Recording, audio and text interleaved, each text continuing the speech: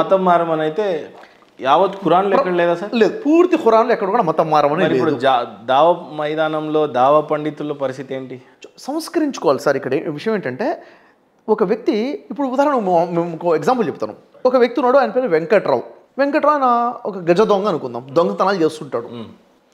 ఆ వెంకట్రావుని కొంతమంది క్రైస్తవులు కలిసేసి మాట్లాడి మా మతంలోకి వచ్చేసాయని చెప్పారు. ఆయన వెంకట్రావు కాస్త క్రైస్తవుడిగా మారిపోయాడు. ఏంటి, జాన్ పాల్ అయిపోయాడు. పేరు కూడా పెట్టేశారు మీరు, జాన్ పాల్ అయిపోయాడు.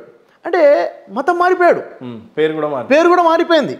ఇప్పుడు ఊరు కూడా మారిపోవాలి. ఊరే ఉంది, గుడికి వెళ్ళామని చర్చికి వెళ్ళడం మొదలు పెట్టేశాడు. కానీ ఒకటి మారలేదు. ఏం మారలేదు? అది ఆ బుద్ధి మారకుండా ఆ దొంగ వెంకట్రావు కాస్త దొంగ జాన్ పాల్గా ఉన్నాడు. ఇప్పుడు సమీకరణాలు సమకూర్చుకోలేదు లోపల. అయితే కొంతకాలానికి ఆ జాన్ పాల్ దగ్గరికి ముస్లిం వెళ్ళాడు అనుకున్నాం. ముస్లిం వెళ్ళేసి ఆయనకు అది చెప్పి అట్లా కాదు ఇట్లా కాదని చెప్పేసి ఆయన ముస్లింగా మార్చేశాడు.